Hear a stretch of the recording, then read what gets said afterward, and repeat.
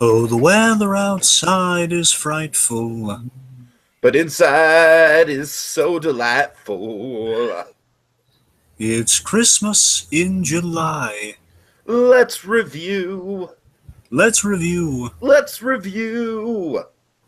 What more? Look for Season 4.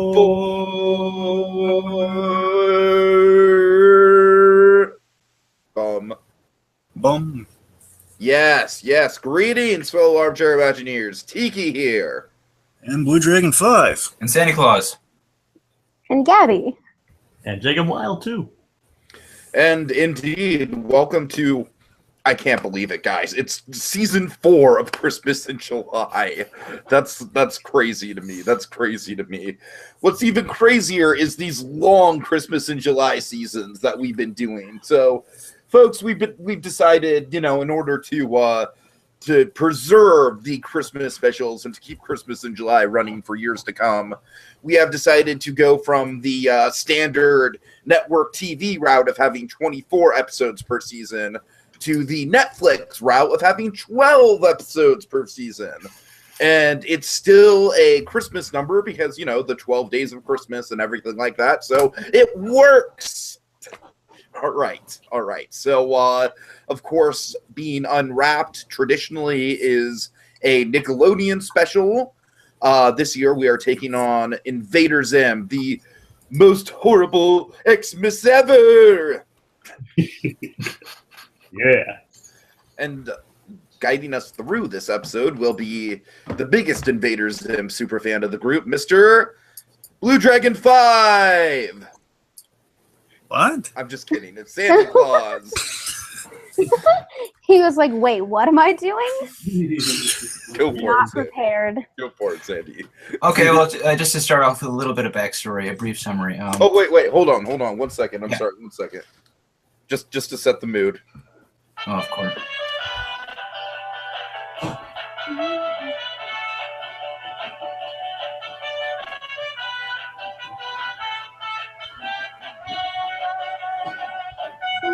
Wish you a Merry Christmas. Doesn't sound I wanna wish you a Merry Christmas. Wish you a Merry Christmas from the bottom of my heart. All right. Yay. Take it away, Sandy. Take it away. A little bit of backstory of the show. Invader Zim was created in the late 90s by the dark comedy comic book artist Joni Vasquez after Nickelodeon had reached out to him. Since its cancellation in 2002 and then again in 2006 due to poor ratings, the show has been widely recognized as the black sheep of the network. And of course, being one of the darkest children's television shows to have ever been released, I know that is not an exaggeration. During the show's short run, we were given 2 holiday specials, 3 if you count Tack, the Hideous New Girl. But the 2 big ones are the Halloween Spectacular of Spooky Doom, and the other being what was unfortunately the last episode of the series, episode 27, the most horrible Xmas ever. Now, what's odd about this particular episode is that this is the only one to have a cut version available, only one being the only episode ever created, such as changing sections of dialogue, adding deleting a few bits of some of the scenes. We'll be watching the cut version in our commentary today. Well, we're not doing a commentary, Sandy. That's it. We're breaking it down beat by beat. Oh, yeah, of course. Okay.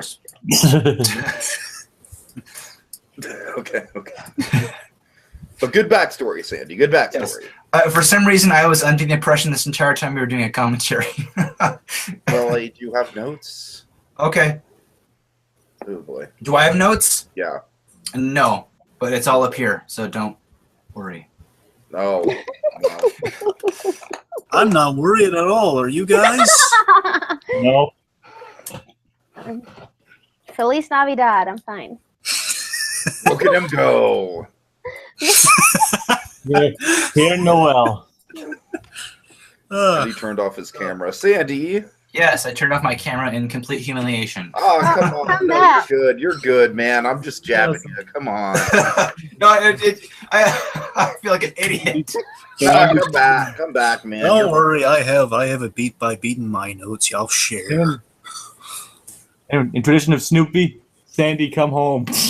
Sandy combo. Okay, you guys, none of you have your cameras on except Tiki, so don't even say anything. You don't. Well, no one's really Yeah, saying that. But I okay. didn't- There. I'm in the dark. You guys wouldn't be able to see me anyway. And I didn't even start with my camera on. Neither did I. So we start 2 million years in the future. Yes. Where I hope I am. Do it right away, That's Sandy. where I hope I am right now, and I'm not. Sandy, is there any other backstory you want to get to with this No, particular? that was it. That was it. Okay, just making sure. So yes, we're 2 million years in the future. Yeah. We have a robotic snowman. with- Welcome to the world of tomorrow. I know, right? That is what I think of, Jacob. That is what I think of. What do you guys think of this framing device? It's really. I really like it, to be honest with you. I mean, to tell you the truth, like the Futurama comparisons don't stop with the future. We also get the evil Santa at the end of it, but of course we'll get to that. Another bit of related Futurama. Zim was actually originally going to be voiced by Billy West. Okay, so who is this character that we meet at the beginning? What is it? Mr. Sludgy, Mr. Sludgy. Oh my god. voiced by the great Fred Tatasciore, who I think is doing a great job in this episode. Yes, he is. Yes, he is. I'm a big fan of Frosty, so I really did kind of enjoy kind of the parody of this guy. My favorite bit in the episodes later on with Mr. Sludgy, and you'll say, I know you probably can figure it out, and then we'll get there. Is one of my favorite bits in this whole episode is Mr. Sludgy. So we have these very bizarre-looking children who want to hear the story of the most horrible Christmas ever. I kind of took the children to be like human robotic hybrids. That's just the way I read it because it's so far in the future. I think the wiki refers to them as evolved humans. Evolved humans. That's a good way to put it. Okay. Involved in the loosest sense. All right. Oh, well, in terms of tropes, just to kind of flag a few down here, because of course we'll always love to highlight the tropes. The Holly Jolly narrator. The Holly Jolly narrator, or like from the Muppets Christmas TV movie we talked about during seasonal shenanigans. It's like the snowman narrator. There's no snowman narrator here. Wait, on the Also the idea of kind of like a scary almost post-apocalyptic-ish Christmas in the future, which I think Futurama kind of started and other shows have picked up on. And of course, just telling all the kids, basically the framing device of telling a story, which you even had with the Family Guy. When we talked about the Family Guy Road to the North Pole, we had the Seth MacFarlane's father, Ronald McFarlane, telling us the audience a story, reading around a nice little fireplace and everything. So, Ronald McFarlane. That name is so similar to Ronald McDonald. Well, Ron McFarlane. Sorry, it just amuses me. Mine is buffering like crazy when my video is going to be buffering like crazy the whole time. Just we're not doing a commentary. Again, Gabby, no commentary.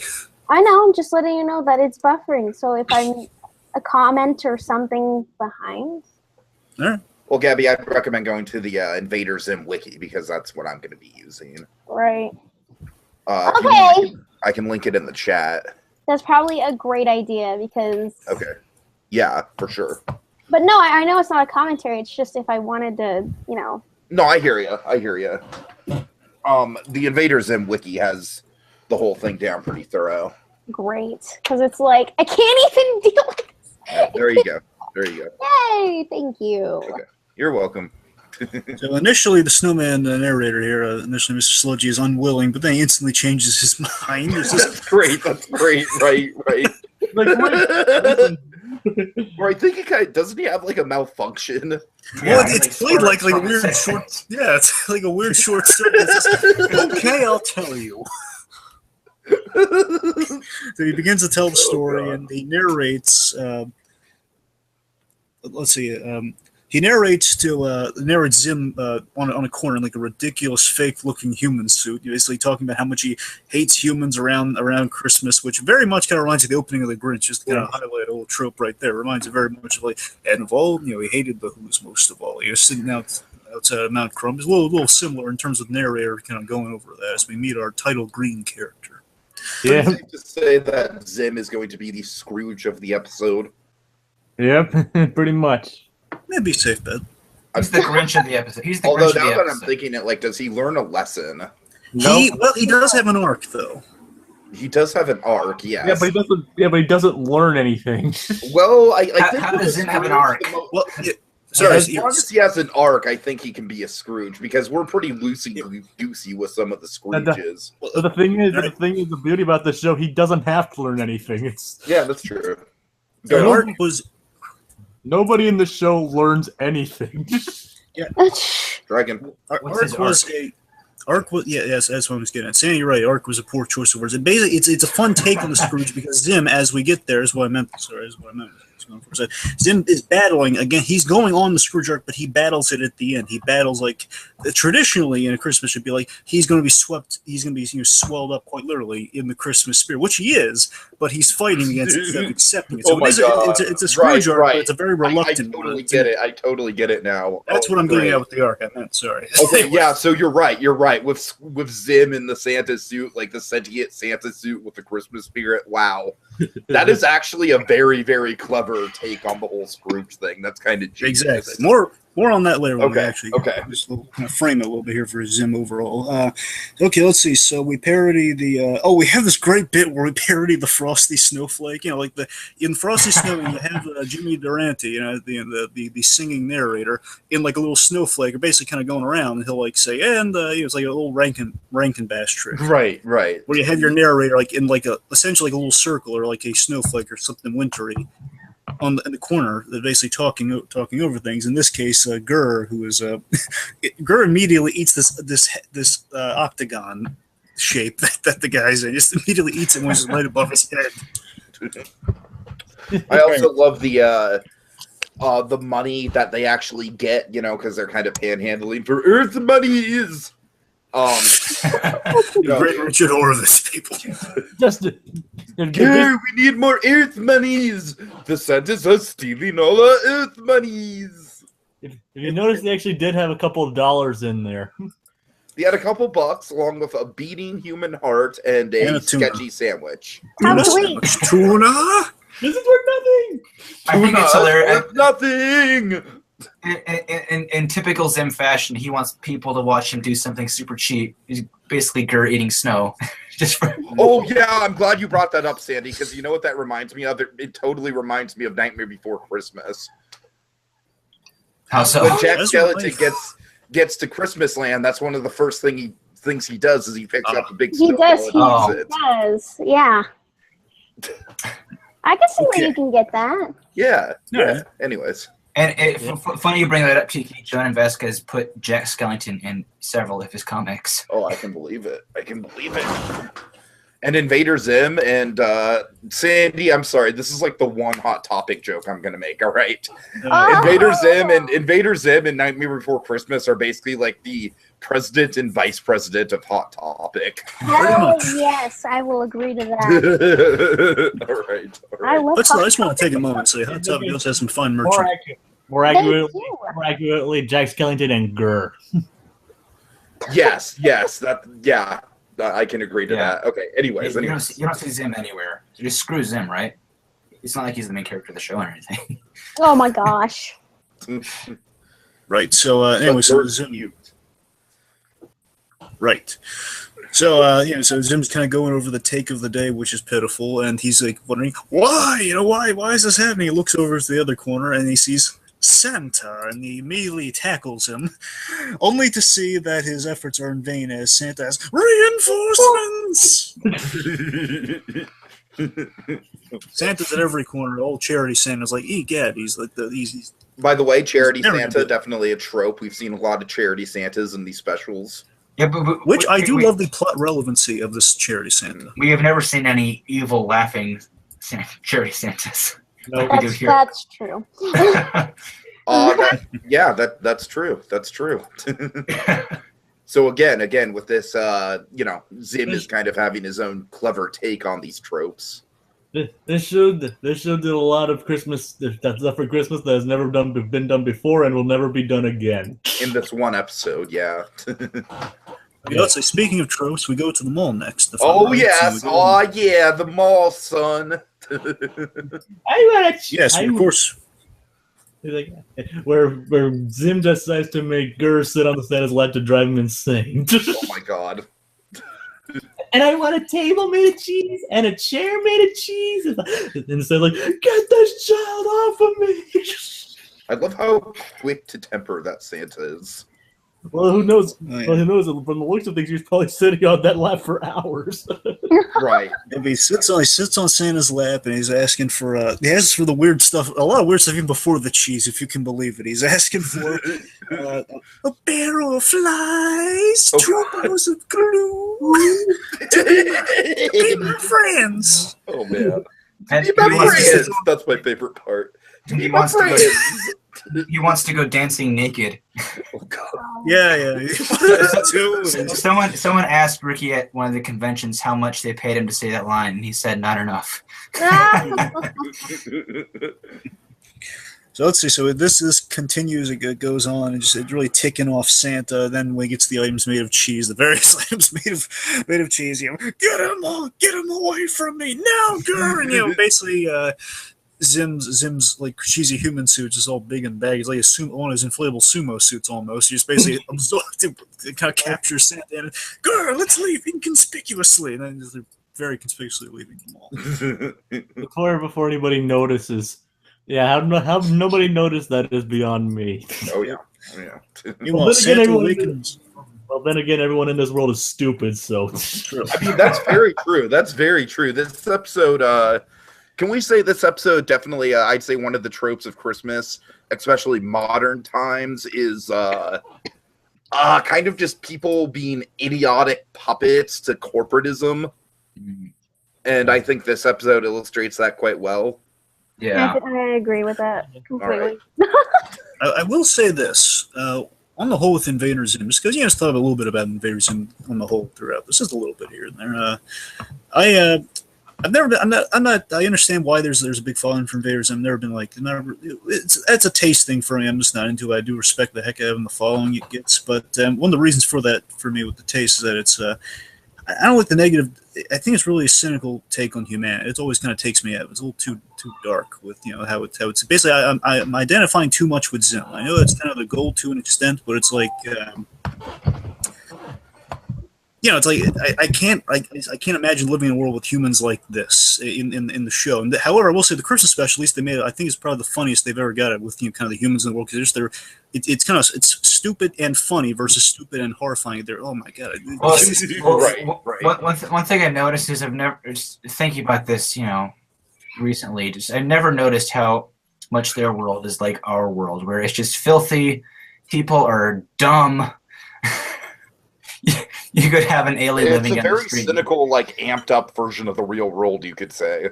It's like they kind of did it too well in a way. Sometimes. I wouldn't even say it's amped up that much. I mean, maybe a little bit, but I mean, it's pretty similar. I mean, if you think about it. Right. There's a reason why the show's listed as a dark comedy satire. Right. Sure. Oh yeah. Right. Okay, so our D. Bradley Baker Santa wakes up in Zim's lab, and the heart of Zim's base, and he meets Mini Moose. Sam, can you enlighten us on Mini Moose? Did he become a recurring character, or is he just like they kind of throw him in now and again? As I said before, you may not have been listening. This is the last episode of the series. This was his first appearance and his last appearance. He was planned to be a recurring character, but let's just say the show got canceled before they could officially introduce him, so they threw him into this one. Right. Now, don't they make a gag out of the fact that he just randomly shows up? No, Zim just says he's always been there. He's just always been off to the side. No one noticed him. But that's kind of like that. That's what I'm talking about the gag. I kind of took that as a little bit of a fourth wall break in a way. Like, yes, my friend has been with me the whole time. You just haven't noticed him. And they have the mall Santa ask deliberately, "Who is that?" just to get that in there. Exactly. Right. That's what I'm saying. I think we've had, if not Moose, then we've had like various other like kind of small, like basically in this design, like the little squeezy toy sounding little creatures. I agree with that. I do remember that design kind of sticking out. I think we had the pig that went inside Dib's head. Remember, like that's what kind of screwed Dib up and back and yeah. Rubber piggies are a big thing with the show. Basically, the recurring two animals are moose and pigs. Yes. Yeah. Right. So yeah, this is like the first time I have like kind of a flying, very plot relevant kind of little sidekick plot relevant moose too with this. It's like kind of usual. Like it's like throw the moose. It's usually like it's something you can say ridiculous. Like Go It's for also- the moose. There's also Room with a Moose and Bad Rubber Piggy. Exactly. Okay. So anyway, we had a little introduction to the mini moose with Santa. We have Gurr eating candy just for random creepiness. Of course. For No random candy for- creepiness. No candy for you, chub monster. Till you get answers. Basically, till he gives him answers about the red suited men who. Till I get answers about the red suited He's giving a very political answer, you know what I mean? Like, oh, we're Santa's helpers. And actually, you know what? I do kind of really like this is one of the more genuine moments in the episode for me when this mall Santa says, like, well, sure, like he probably doesn't exist, but we all like to once a year, gather around and spread joy and to hope that he comes, just as I don't know. I know I'm not wording it right. You know what I mean? But that little speech he gives about like why mall Santas do what they do, I thought that was very on the point. I thought it was very nice. Yeah, Now, I agree with you. And then Zim definitely misinterprets what he means. Yeah, this Santa is a blithering idiot. There was one episode. It was Gurr goes crazy and stuff. That's literally the name of the episode. Where a police officer comes to their house and Gurr brings a police officer to the house. And even he recognizes him as an alien, but this police officer is in his secret lab and can't recognize him as an alien. All right. And just think about it. That police officer was pretty much the only person to ever realize that Zim was an alien. Yeah. Other than Dib, of course. But we hate Dib, so it Yeah. doesn't count. Yeah. All right. I agree with you on the one of the rare kind of sentimental moments in Invader Zim with the sit on the table bit. There was a really great line that Zim had when he's interrogating him. He says, "You get answers." I want answers about the red suited men who smell of ham and vomit. It's very kind of like just cutting to the point with that. Then he explains. Kind of reminds me of the days of Homer Simpson as a mall Santa. But as sentimental as that bit was on the table, at the same time, it's like Vasquez. He's adding a bit of creepiness to it because then the eyes are going like kind of really creepy, wall-eyed. Like one's going up, one's going down. It's like they're going crazy through the scenes. Like a little bit of creepiness, while it's like a really genuine, heartfelt little sentiment being expressed there. So Zim gets an idea, a nasty, awful idea. The Zim got a wonderful, nasty idea. Yeah. All the while we hear him laughing, formulating his plan, you hear Santa being tortured while they download his brain. Oh God. Horrendous screams of torture. And let's see, we get Tropes Palooza on the screen here as we see what's downloaded from our Mall Santa's brain here because we see we see charity, the charity. We see eggnog. There's a biggie. Nog. Yep. We see gift giving. We see carolers. 12 Days of Christmas. Meta. Mm-hmm. And of course we get rock soup. No, that's an old reference now. Oh God. Rock soup. Let's see. So yeah, Zim's laughing as the counter counts down. So again, we get a sense Zim's working on his master plan here, which we're going to find out later on. I will say it's kind of a neat thing on the kind of just talking about it here. It's kind of dawning on me that later on we don't see how Zim kind of achieves his plot here, but we do get the little exposition dump later on that kind of fills in the blanks there. It's kind of nice. Okay, so while Zim's planning away, we check in with Gaz and Dib. So Gaz is staring at a very confused dog as Dib points this out. Yeah. Well, Gaz also has the torn off head of a doll, and But the vampire, yeah. And Dib's, I'm sorry, Blighty the Vampire, yeah, sorry. Yes. Yeah. And Dib's just like, you stare at that dog every year, Gaz. I don't do a good Dib. I do a much better Richard Horowitz. I'm sorry. Every year you stare at that doll. Please, it's creepy, Gaz. Come on, stop. She hasn't forgotten, essentially, is her response. Meanwhile, Dib is, and there's a little bit of continuity here, I guess, is that Dib is he's repairing Tack's ship. Santa refreshes the events with Tack. Yeah, please refresh us, because I knew Tack was a friend of, they both hated Zim, and they kind of teamed up for a bit. I forgot how he ended up with the ship. Basically, at the end of season 1, the finale episode was Tack. There's this whole backstory with Tack and Zim, but she hates Zim. Oh yeah. And they had this big battle in space, and she got ejected from her ship, which landed in Dib's backyard. So basically, he owns it now. He's trying to repair the damage on it. Nice. Gotcha. All right. Okay. The more you know. Yeah. The more you know. All right, let's see. So, well, basically, Dib in this special, he's repairing that ship on his off time, which is going to come back later on. Gaz has this really funny line that does pay off, saying, "Hey, any moron could fix that ship way faster than you." And of course, Dib is kind of dismissing this.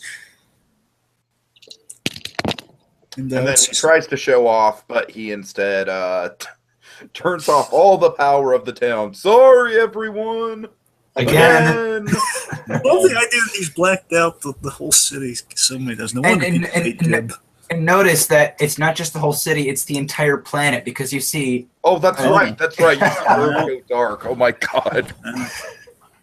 Okay, now here's something I don't really remember. I don't really remember Dib's dad being so awesome. Yeah, he was like the. Oh no, he's always been pretty. Oh my god! I completely forgot about how fun this guy is. Oh yeah, dark remembering. Yeah, Sandy, can you kind of refresh me on exactly what this guy what does he do for a living and everything? Because it's been a while.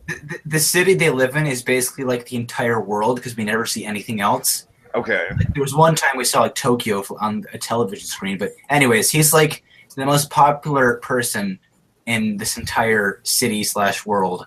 Oh, wow. Everyone loves him, and he's like this huge scientist and has his own TV show. Yeah, he's really entertaining. Anyways. Yeah, and he's horrible parent, but very entertaining. Right, voiced by Roger Bumpus, who was also voiced Squidward. Get that? Yeah. Yep. Okay. Thank you. What? Okay. You guys can hear me, right? Anyway. Yeah. Okay. Can you hear me? Yeah, I can hear you. Yeah. Sounds good. All right. Okay, so anyway, Professor Membrane.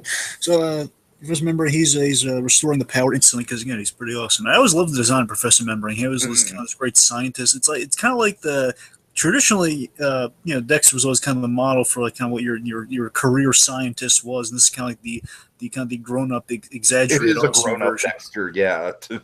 Yeah, the same kind of button up lab coat instead of purple. It's black, and he just has this. You never see his face except for from the eyes up. It's really cool. So anyway, that membrane restores power instantly because he's good like that. He, in a very over-the-top fashion, he opens the door for his children by literally blasting a hole. News reports are rejoicing over Santa's return. We see footage of Santa Zim. Oh boy! There's a trope right there. Someone pretending to be Santa. Impersonation of Santa. Oh yeah. Very much like the Grinch again. Very obviously not Santa. Or Jack Skellington. True. And then we get this obscure news network just happens to get this exclusive interview with Santa. Oh my god, that was horrible. That was probably one of the worst parts of this whole freaking episode. Was that exclusive version? I'm like, oh hell no! Why did they think this was a good idea to put this in there? Why? What? It was just so. It was odd. It was exactly. It didn't fit, and it was off. Exactly. Yes, that's it was what just the so show off. is. That I'm aware of. It's just that was like the worst part of the episode. Was like you see this inflatable Zim Santa thing with one eye popping out, and it was just like, what the fuck is it? It's supposed to demonstrate how stupid everyone is. And it clearly demonstrates it properly because they don't find out till maybe later. They're like, is he the real Santa? He's like, of course I am. I have the robot. I'm like, oh my gosh. I was dead. Even the president man is stepping aside to make way for Santa. I know, right? It's all yours, Santa. You know what this reminds me of? It totally. I always hated that design on that president man. I always hated that design. This premise totally reminds me of Pinky and the Brain. It totally reminds me of a Pinky and the Brain scheme. Yeah. Of course. What are we going to do? Take over the world? Sorry. Right. So let's see. So also we have some black comedy reactions from people. We've got Braces saying, "Yeah, it's great to have Santa." And we have this really eerie one. This one just always, God, it takes me back to that Dark Harvest episode in the woods. Oh, God, I hate the medical stuff and do like this. So, I'm so excited, my heart could explode. And like, I hate that. I hate that. That's what I'm saying. I hate that sort of. Oh God, that's not right. I will agree with you, Dragon. That is pretty damn dark. I mean, it appeals more to my sensibilities of dark humor. But I think she has kids too. It's like either she's like a school teacher, she's a mother with children right next to her. And oh God, that's not right. Yeah, surprised that made it past the censors. Right, then we have the President Man, who again really creepy design. Gives Santa all the power because why not? Because why not? Santa. President Man from President Land. Is this where we get the song? A little bit after he announces his plan. Soon. Yeah, he basically announces his entire plan on live TV. Exactly. So basically, it's a plan. Santa returns and rules the world. That's kind of the plan in a nutshell. We have more specifics a little later on. But basically, in a way, he's kind of accomplished his mission through Christmas. In a way, kind of the thing it's taken him so many episodes to kind of do. He gets really the closest he ever got to the conquering the earth, or what? Talking to me? Yeah. In this, I'd say probably this is one of the closest. Yeah, because all those people he was only a few steps. Like they had built teleporters and everything. So basically, just get them in there, and they're good to go. I mean, he wouldn't have. I would say it's appropriate that this would be the series finale. Then it basically is. Yeah, the show finale. Yeah, for sure. And I just going back to that exclusive interview, he announces his plan on live TV, and all the reporter has to say is, "That sounds like a lot of fun." Right. Yeah, basically, like I said, he said to show how stupid everybody is. Mm-hmm. We have this hilarious part with with Professor Membrane, where Membrane has a flashback to why he distrusts Santa Claus. Oh God! We see this cutesy version of Professor Membrane as a child, who was same voice. Same voice, but just filled with youthful enthusiasm. Oh man! Instead of 12 cases of uranium like he wanted, he was gifted. I just love the cruelty. This is like the fun way of pushing kind of cynicism here. It's endless socks in the box. It's endless socks he's gotten instead of 12 cases. Dragon, junk Christmas presents. Knock it down for the tropes. Right. And what does he say? I will turn my back on him and devote a portion of my life to destroying Santa. I love that it's devote a portion of my life. Devote a portion of my life. Yes. Just for around the holiday season. What am I doing this? What am I doing this month? Plotting to destroy Santa. Anyway, he's a man with realistic goals. Yes, keeps him. That's why he's so effective. He's good at management. So, Dib puts it together rather easily that these these jolly rallies and calling people Earth monkeys is obviously earmark of Zim. Aside from my God, yeah, and I love how obvious Zim is with it. Oh, you filthy humans. I love that even with Dib kind of from the very beginning, he knows that Zim was there. He's looking at the guy again, the green skin and everything, which he points out. In this case, he didn't even go to the whole giant green gaping hole in the Santa suit. He just pointed out the jolly rallies, Earth monkeys. That's him. Right. He just doesn't. It's even Dib was a little stupid on that one. Yeah. All right. Okay, let's see. So Zim has apparently, though, here's what we get here. We see Zim has rigged the suit to absorb Santa data regularly, so he can make so it makes for a flawless imitation. Again, so it makes his plan more seamless. So anyone questioning if he is Santa, well, bear in mind, no one's going to question if he's Santa because we're all stupid. Just to cover his bases. That's why he keeps downloading the Santa information, which is going to bite him in the end. Oh yeah. So we have a very intimidating jolly rally. And these jolly rallies, I'm like, God, I forgot that they called a rally. It's like, yeah, it is. It's such a dark Christmas. It's basically just just humanity being enslaved. I have a comparison for it, and this is going to be kind of weird. It seems like a Soviet mall Santa display. It's like the most Soviet mall Santa display ever. It's all pointed and creepy, and has all the the creepy grins on the elves and everything, it's so pointed. It's like, what if jolliness with all the smiles? It's like, what if you were so jolly, you went all around the bend, and that happiness took a creepy turn. Like it's like a smile, and you turn your head slightly. It's like, oh god, that's scary. It's so jolly, it's scary. There's the computer that says, "People of Earth, I give you Santa Claus." That's actually Jonan Vasquez voicing the computer. You see the name Mr. Skolex? That was him in the credits. He was Inspector Gadget. No. Sorry, it's what's it? Mr. Skolex in the credits. Yeah, that's what he's credited as. Well, no, I'm just saying if Skolex was the name. That's an obscure name. Like moving on. That's an alternate name or pen name of his. Yeah. Anyway. So, then we get the Bow Down song. So what do we think about it? I really like it. Bow down. Bow down. Before the power of Santa. I mean, it's just kind of a standard like war march, you know what I mean? But it's just I don't know, it's a fun way to work in kind of like the dark humor of the show into, of course it's a Christmas special, so we have to have mark it down for tropes. A Christmas song, of course, so. Mm-hmm. So Zim puts, go on. Absolutely. That's basically what it does. Like Jolly Boots of Doom. It's like basically saying, "I will destroy you, but you have to be and no, don't be jolly about it," because he doesn't like that. So his song is kind of pointless in a way. Yep.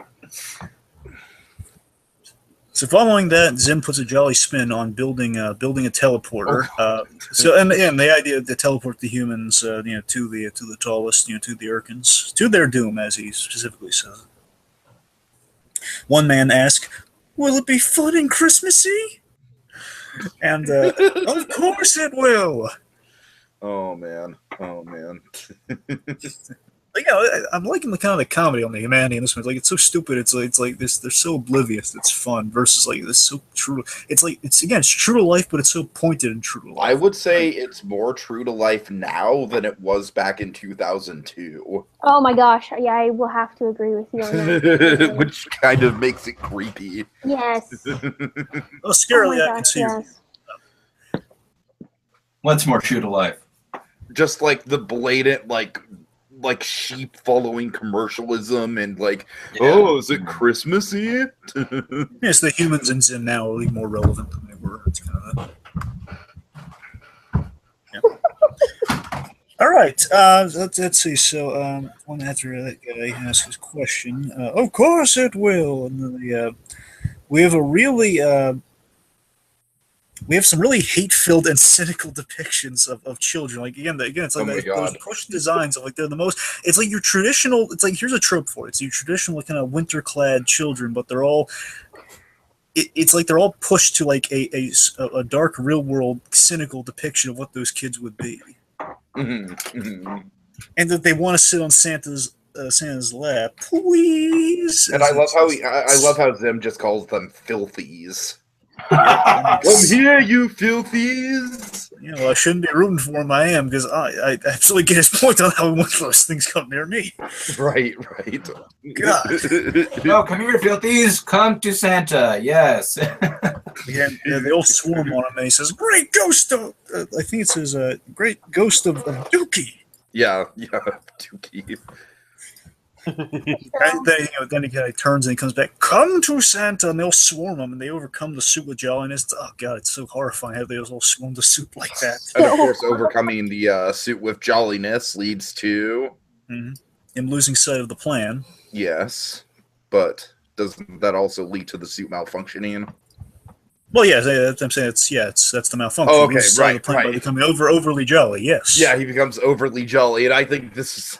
Again, folks, this is a great kind of he wrote the jolly Christmassy stuff into the suit, but now it's consuming him. So while he is a Scrooge and he wants to do a very Scrooge-like thing, which is, enslave humanity, it's the suit that's, literally the suit is like, you will learn a lesson, plot. It's quite literally the most reluctant Scrooge we've ever had. Yes, very, very much so. Okay, let's see. So he's ordering the elves to give, the elves being the garden gnomes, decked out in elf attire with giant creepy smiles on them. They're ordered to give away everything as gifts. So basically, they dismantle the set and the technology and everything. Dismantling the display technology, and he's they're throwing everything at. Throwing everything at the crowd, and then he snaps out of it. He questions this, what is happening? And then Dib calls him out as he's snapped back into Zen mode. Saying that he's not Santa Claus. Of course I'm Santa. I have robot elves, which is probably one of the line. That's the line of the episode, probably. Yeah. Of course I'm Santa. I have robot elves. I have robot elves. So Dib, now this is hilarious. He is like depicting humanity as like kind of this is like adding like great kind of showing how stupid they truly are here. Where Dib reminds the people of last Christmas. I completely forgot about the show crew watching it, by the way. Dib reminds people of last Christmas when they believed the escaped gorilla was Santa Claus. Oh God! And then the guy is just heartbroken when he wasn't. And Zim says, I have robot elves. And the guy says, robot elves, just like in the stories. Yeah. Then the crowd boos Dib. Yeah, because, all the stories have robot elves. Oh, yeah. Naturally. I wish they did. And then he orders Dib to the most seasonal of trappings. Jingle jangle. Someone throws a car at him.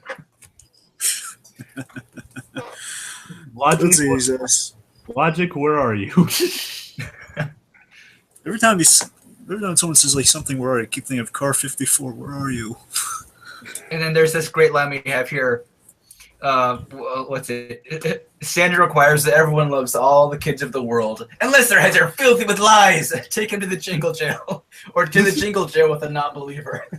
So then we have the Irken Christmas flag, which is kind of a neat, kind of a neat, creepy take on the Invader Zim, the Irken logo, but has candy canes making an X. Mm-hmm. Ho ho ho! And we have an interlude with. Oh, here's my favorite part, especially coming up. So we have an interlude with Mr. Sludgy. There's this one kid who doesn't get who's raising a lot of logical issues here, and I love how Mr. Sludgy deals with this child. So you have this kid with an English accent, like a very forced English accent. I think it's the voice actor of Gurr. I'm not sure. Very like Charles Dickens-esque, like Dickian accent. Yeah, Dickensian, yeah. Yeah. So, there's basically this one kid who's asking, like, why does he want to take over the world in the first place? And why does he... And this plot with a malfunctioning Santa completely eludes me. And then my favorite bit here is when Mr. Sludgy, there's a moment of pause goes by, and in one swift motion with his his gloved mittened hand, he just grabs the child. Again, they're all so weirdly designed. You can pick them up like a football or something. Takes the child, puts him under the sofa, under the couch. And then just, without letting him any he continues on with the story. He continues on with how now Zim planned a trip to the North Pole. Oh God, that's such a good beat. You're right, just the timing on that. Oh, it's so well timed. Yeah. Okay. All right. So Zim's, I guess Zim's figuring out at this point that all the jolliness is getting to him. And we have the moose dresses Rudolph too. It's kind of a neat little thing, a little mini moose. He's all Christmassy. He wants to stop being, he wants the. Oh, as this great bit where he tells the moose who's all decked out in the holiday gear, "Stop being jolly." Just looks all sad for a moment. That's kind of a fun little bit there. Dibs in the candy cane cell. Dib sees Zim starting to worry, which, if Dib were smart, he'd see this as an opportunity, which he does not. It's current man. Yeah, Dib really doesn't do anything with this opportunity. And easily escape, but he does easily escape this very brittle, literal candy cane cell. Very, it's so mad at candy canes, he just breaks from it and eats a little bit of it, too. Mm-hmm. He steals an elf get up, and he's kind of going undercover, I guess. He's putting on the elf suit, and hilariously, Zim cannot tell the difference. So Zim's just going around. He's basically monologuing the origin of the Santa suit, just like leaning on Dib, and he's not realizing. There's something not right here. He's like, yeah, it must be the Santa suit. It's not.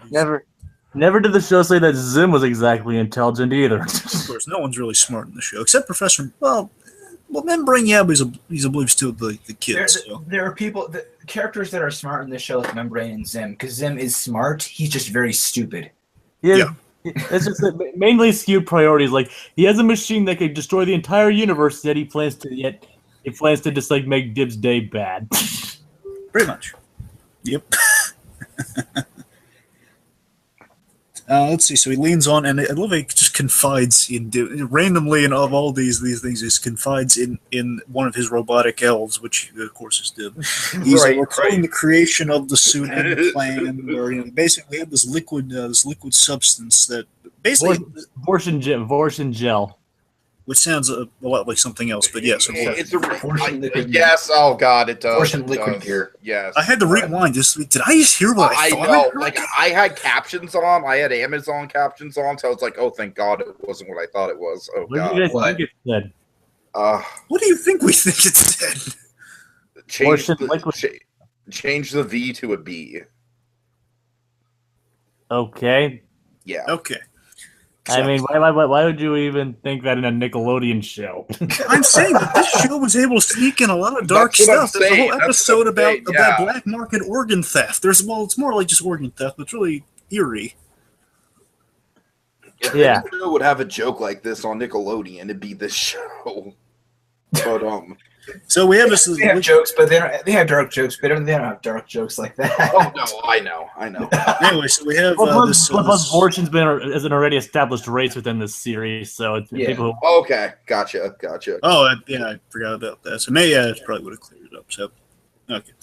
Anyway, this liquid substance, which essentially kind of works like a symbiote. That's kind of what they're going for here. Is that it's I also, Dragon, you pointed out earlier, but I really do like how we have this scene with Zim confiding in the random elf is like just a fun little piece of exposition.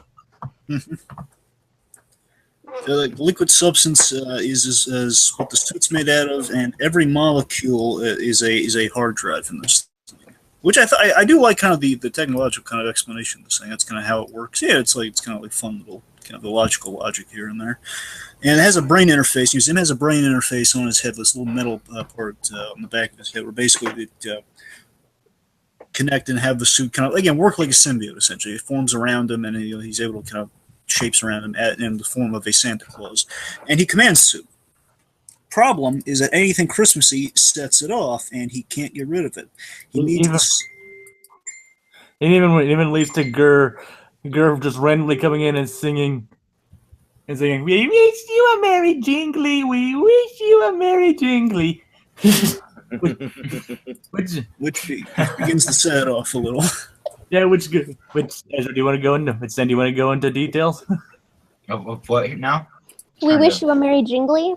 Yeah, it's like how that sets off, like that sets the Santa suit into overdrive. Oh yeah, doesn't Dragon want to talk about that? Yeah. What do you have to say about we wish you a merry jingly? I don't have anything to say about we wish you a merry jingly. I referenced it earlier. I'm telling you the effect it has on Zim. That's what I'm trying to get you to talk about.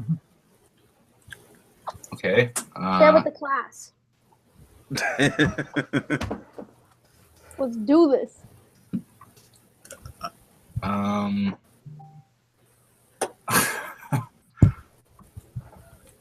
Floor's on you, bro.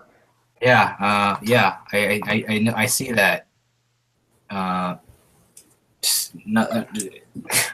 It makes the suit act like a spaz. That's what it does. Yes. Okay. Yes. Okay, but what? Basically what it does, it forces him to take a jamming device into his brain, which short circuits it for a short while. I think that's later on, Jacob. I mean, like, that's in the same scene when the suit's about to take him over. Well, yeah, but like I think we're all right.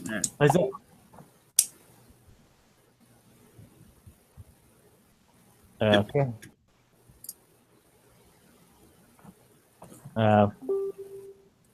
Yeah.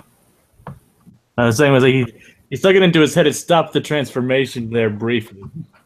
But that's just a subtle hint of what's going on. Right. Okay. Also in the scene, he basically he was going over like how the plan is to teleport him to the tallest, and Dib has this like, turn us all into slaves. That's awful. And this is great bit of Horvitz delivery here, isn't it? He's like, he's being all chummy with this thing before he realized again the thing just spoke to him, which obviously is not an elf. It is absolutely Dib, and he still can't recognize it, isn't it? He's still the water cooler with this guy. He's like, I programmed him so well because I'm so amazing. Anyway, so then he figures out it's Dib, not based on that, but after all, he Dib tries to hit him with the candy cane, absorbs the candy cane, he puts him in the actual stronger jingle jail, and then Dib's just raising the logical question, which is pretty funny. This is the bit where Dib always kind of hits a sweet spot with me, when he's like pointing out the logic in Zim's plans, and Zim just shrugs off at some idiocy. Why did it put me there in the first place? Because of my amazing brain! Then he drops Dib in the Arctic somewhere. Dib calls Gaz, but Gaz ain't moving from her spot, which leads to the truth about the teleporter incident that led to the Bitey the vampire's head being removed from his body and put onto a fly. Such a 50s B movie premise, just being switched onto a fly, and then we then see that fly with the vampire. Toy head. It's kind of amazing that a fly would live for 3 years. No, maybe it's in the head. Not literally all in his head, but maybe it's in the head somehow. Yeah. An inanimate doll head that keeps a fly alive for 3 years. Well, I mean, maybe the regular head's killing it. Oh. Who knows? Again, logic eludes this show sometimes, but it's crazy, so it doesn't matter. Yep. Let's see. So, so basically, Dib kind of says, "Well, look, you can meet me at the light when you get here," and she just immediately shows up. She's there. She's there, like right away. She has fixed the ship far better than he ever could. And then, somehow, Dib's like, somehow. Yeah. Then she beats him up as he's later on he's about to take credit, but he was just how did you do this? And just instantly he's beaten up. Meanwhile, we cut back to Gur is guiding the teleporter project here very poorly. He says, "It's over there." It's almost completed with, and then here's where we get the Drillick stabilizer. Here's where we get the thing. It's his Drillick stabilizer can contain himself from the jolly effect. People start to carol, and then he. Oh God, yeah, and the carol. Then he jams it. Much. Yeah. Okay, let's see. Dib is trying to. He's trying to take credit for fixing the ship, and you guess I fixed the ship. Well, I fixed most of it. He calls Membrane, who helps for a change. Usually, you have to really kind of really manipulate Membrane or like kind of use Membrane to your own devices instead of getting help directly from him, if I'm remembering correctly. But the thing was, he was hesitant about helping them until he found out he was going to destroy Santa. The minute they said Santa, says, "Dib, I'm going to give you full access to my anti-Santa's arsenal." I love this. This to me corrects me. Yeah, one Membrane has his own island. Yeah, his island says like friend to mankind, enemy to Santa Claus. Friend to the world, enemy of Santa. Yeah, like he has to announce that to the world. It's like, I don't like Santa Claus. Convenient plot device right there. Yes. But that's so over the top. It's just hilarious. He has a whole island dedicated to foiling Santa. One, that he can afford and maintain that. Secondly, anyway. I mean, the show really doesn't even care. I mean, like it basically throws in rule of funny because it's funny. Right. Okay, so 10 minutes till Christmas on the clock. So you can count down to Christmas. There's a Christmas stroke. Yeah, indeed. Let's see. So Minnie Moose is addressing the crowd for a bit there. Zim is trying to usher the people into the teleporter, but they all want to celebrate Christmas Eve with songs, gifts. They can celebrate Christmas Eve. One guy trips when Zim says, "Oh, you free presents in the teleporter." One guy just he runs and he kind of drops something, and that is then teleported to the tallest. He drops like a stuffed toy or something, like a stuffed teddy bear or something, like a bunny or a stuffed animal, and is then teleported to the tallest. A little bit with the tallest there, yeah, tallest. We then have this in the logic of the show, this ridiculously cute child wants a hug, God. which just breaks the stabilizer's hold on Zim. And I love this. I love that while he is compelled to hug the child, he then just callously tosses it to the side. You hear it crash off to the side. Let's see. So then, in seasonal spirit, Zim is completely 100% overtaken by the suit. He's swallowed up by it. The Santa has won. The Santa has won, and it's giving out gifts and being all holly and jolly. But then Dib arrives, and an awesome. I love the design on this thing. He's in the show again. He's in the sweet spot. I love the design work on a lot of this and the technology of the show. Dib arrives. You can't really say that many Christmas specials end with a giant monster fight. I know, right? You got a point Straight there. up kaiju, like Pacific Rim status right here. Best Christmas special ever. Damn straight. So, Dib arrives in this awesome-looking anti-Santa suit, and he's blasting Santa, but the jolliness is absorbing stuff, and it's But yeah, we get the gigantic suit battle starting here. The suit's like Zim is looking for an opportunity to kind of get an overload going on here. Yeah, this is after Zim got absorbed in everything, and he's trying to fight control. Oh yeah.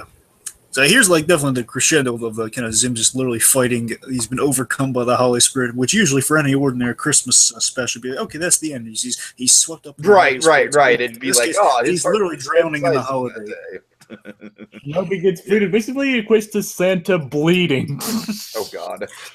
Well, again, with the cool design work, I gotta tell you, of all the designs, I really do like kind of this candy cane. If you're gonna do like a giant Santa monster, is the way to do it because you have like these giant candy legs. And I like the logic here, where Zim's spider-like backpack, you kind of have that on the Santa Claus, but it's in the form of candy canes. So it's a little bit of urban technology mixed with kind of seasonal delight. Yeah. That is. It's an awesome battle. We got the lasers. We got tank treads charging. We got giant happy missiles. There's giant missile silos on the back of Dib's robot with little smiley faces painted on them. It's just I think that just kind of speaks to the over the top nature of the show, like the commercialism and oh my God, look how crazy happy everyone is. So. The only way they could have topped it we could have made it even more blatant was to put that Nick character in this. You know what I mean, Sandy? Yeah, Nick. Yep. So before we finish up the fight here, Sandy, tell them about the edit. Oh, kind of glazed over here in the back. There was this moment. If you have the episode pulled up, it was just this one moment that I noticed specifically. There's a bunch of dialogue changed throughout the film, throughout the episode, but it's no use in trying to find that right now. One moment where Zim uses his candy cane claw to swipe a chunk out of Dib's robot abs, and it lands on this guy, but that was cut for some reason. For some unknown reason. I mean, you can have kids' eyeballs being ripped out, but you can't have machinery land on some guy. Oh God, that was so. Oh God, Well, granted, the eyeball thing was done in shadows, but still, it's very heavily suggested. Yeah, I mean, who knows? So sadistic at times with stuff like that. Yeah, the show was very progressive and very aggressive about pushing out this sort of dark and twisted imagery. I do respect it. It's Dragon, I'm kind of with you. It's not really my thing. It doesn't really appeal to my personal sensibilities all that much, but I do admire it. Yeah, I mean, you got to respect again, kind of the gutsiness, and it is very much in that guy's style. I mean, it feels very Jonan Vasquez? Yeah, Jonan pronunciation. Yeah, Yeah, Jonan Vasquez. this guy did Johnny the Homicidal Maniac, and it is very much in the style of Johnny the Homicidal Maniac. And for a Nick show, that's really impressive to have and Nick has always kind of been, Nick and Cartoon Network both have kind of always been about the creators, creator-driven content. I mean, it kind of takes you back to the John Kay days, back when he was, kind of the for sure, when he was in charge. It's kind of another more. It's more true to the, there's no point where the guy's off the show. I mean, it's like if he was with the show for the whole time, it's like getting another John Kay, but for the whole course of the series. Except one who's not going to go crazy. Well, Anyway, okay. I'm sorry, Sam. Anything else? Again, was it the ab or the arm that fell on the guy? I think it was just a chunk of the robot Dib was in, basically. All right. That's the only one that stuck out to me. I'm sure there's other stuff, but I vividly remember that happening, and it was unfortunate to see that wasn't in the cut version. Okay, let's see. So the fight culminates, and all the ruckus. There's a lot of ruckus here, and then an impalement frees him. Who then is able to shrink Santa to the size of a cuddly little toy. And he tells Dib, and I look at Dib's kind of distracted by, wait a minute, now Zim's on my side? Because again, he doesn't want to be absorbed in this thing again. Oh my god, it's such a horrible idea. He tells Dib, throw it into space. Dib throws it into space, technically saving Christmas, but to the masses, he ruined Christmas. And, right. And we have this little child with a claw. This little child with an obscure haircut and this claw saying "Christmas is ruined forever." Forever. And Dib's pleading his case to them. Pleading the mutant case essentially. He says that was a mutant Santa. Any of that rubbing us the wrong way. Just see that was not the actual Santa Claus. I mean, would Santa Claus try to teleport you all? Have you build a teleport and go somewhere? Basically giving them episodes ASAP.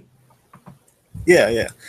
And it gives them kind of the holiday moral, if we're going to kind of label it a trope here. Basically, what the holiday's all about. It's not about Santa, it's about hanging out with people. Basically, Dib kind of exposits the moral, and then the crowd's starting to get on Dib's side, and then we get the Dib's points completely undercut by the Easter platypus, which is in another horribly made yet effective costume. The Easter platypus handing out. So ridiculous.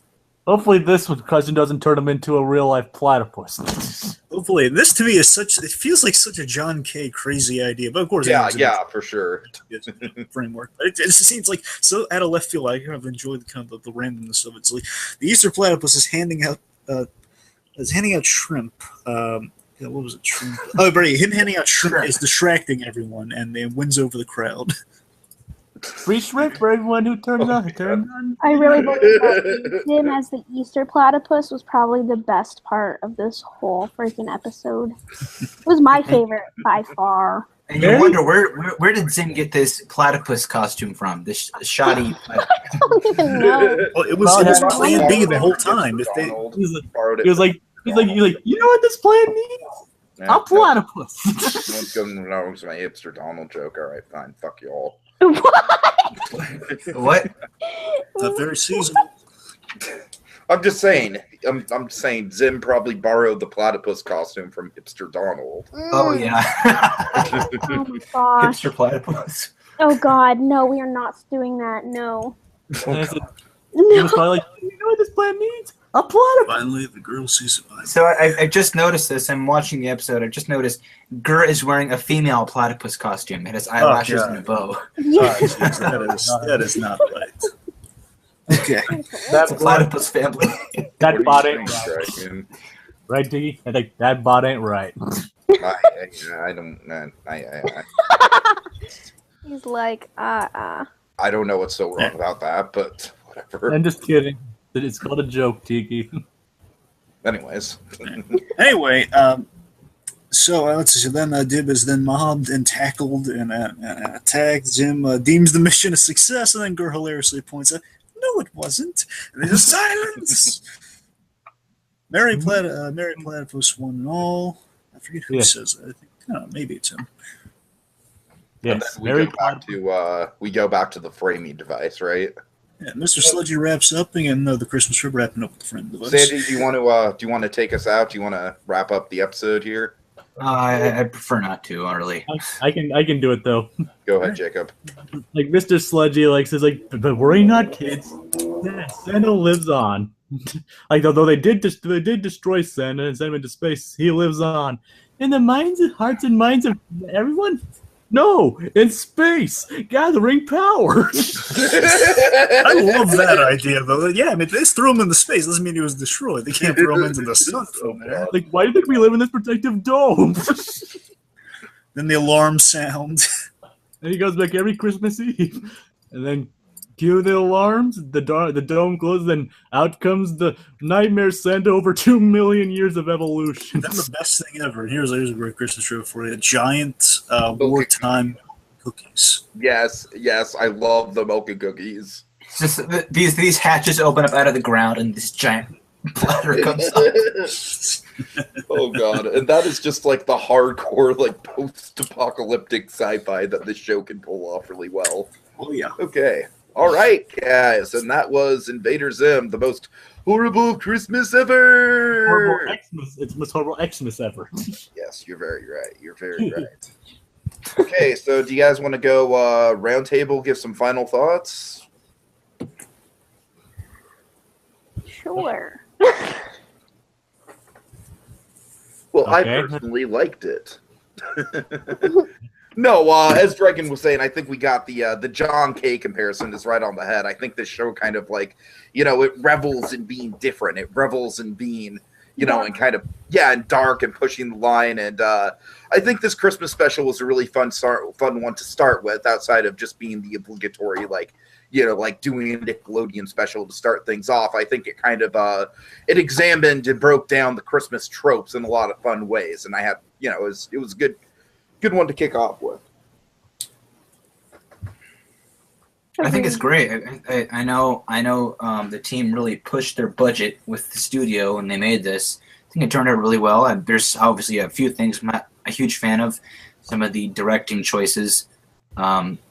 Steve Russell, not some of the ways the shots were set up. Wasn't a big fan of that. And obviously, I'm not a fan of the cut they did. Mm-hmm. But it's a great episode. It's a great way to end off the series. I like it. Yeah, the quote I said earlier, how many Christmas specials end with a giant kaiju fight? Yep. And a giant eldritch Santa coming to space after coming to Earth over 2 million years. Well, but in other words, I do enjoy this episode. It's definitely what you'd expect of a Christmas special made from this show. It definitely ranks up as one of the highlights of the series, of this 27-episode series. I will agree with Jacob on that one. I completely agree. I liked Invader Zim when I was younger, but it wasn't my favorite. But I think actually out of all the episodes, this one was probably my favorite. Yeah, it's up there for me too. On the whole, again, it's again, as we already kind of went through and as Tiki kind of echoed, again, it's Invader Zim's one of the shows I don't go back. I probably watched every one when it aired, but I hadn't really gone back to it. Again, maybe it's once in a blue moon I'll watch an episode, or if again when they aired some reruns on Nicktoons a long while back. I can't remember the last time I've seen reruns of. I guess I've seen like an episode here and there, and again I gotta echo it again. I see absolutely why people are. I see the fan base and where it's coming from. Just not in my taste. A little too much of a cynical worldview for me. I will say this for this Christmas special specifically, though, based on those memories I have of Invader Zim, it seems to be. Again, bear in mind, been years since I've watched the whole from point A to point B, and for a reason. It seems a little bit more clever, a little more clever than clever over creepy with the writing for Invader Zim. Not as a disparaging mark. I'm saying this one seemed I was a little more impressed with. Again, I think they kept a little bit more, trying to branch out to everyone in case someone was just checking the episode out for the fact that it was a holiday special. Kind of kept a little bit broader, with the with the humor over kind of the just kind of getting wrapped up in the world of Invader Zim, and even if you don't kind of know every episode of Invader Zim, I think you can kind of get the gist of the show out of this episode. So again, on the whole, as a Christmas special, it's a fun subversion of the usual holiday tropes. Go through a few quick. I mean, of course, the really fun twist on the Scrooge thing. Yeah, let's see. So yeah, just to transition into holiday tropes. Yeah. So the Scrooge, of course, the narrator, the holly jolly narrator, mall Santas, the mall in general, kind of parodies of over commercialization around the Christmas time. Let's see. Quest for a real Santa. I guess people looking for a Santa to believe in. Yeah. I would say the Easter Bunny showing up is kind of a trope at this point. There's a bit of a nightmare before Christmas. Yeah, right, exactly. Let's see.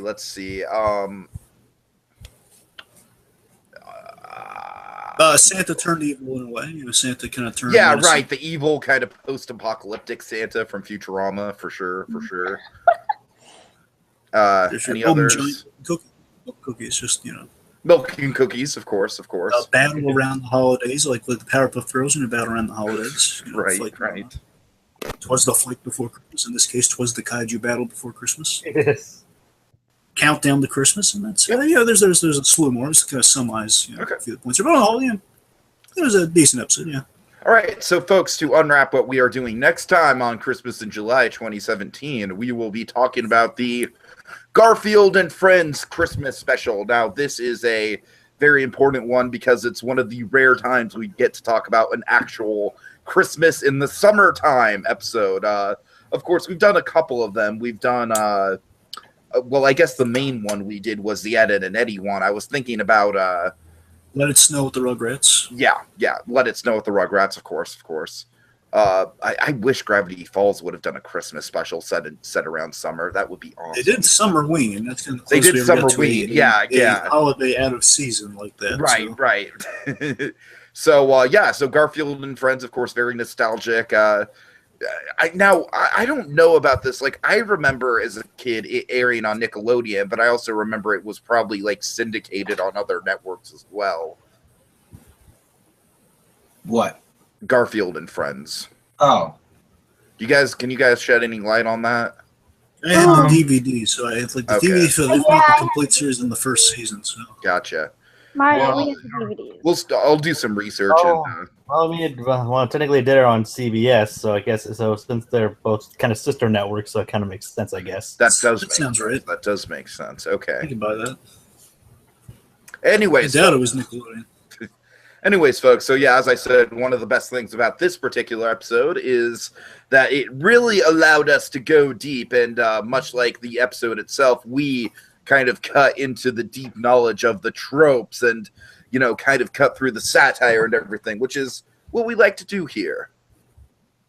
Teague, if only we had a name for this process of breaking down the scenes. If only there were some catchy term to describe what Christmas in July is all about. If only we had a word for the meaning of Christmas in July. I'm at a loss. What do we call it? It's very simple, Dragon. It's putting the mistletoe underneath the microscope.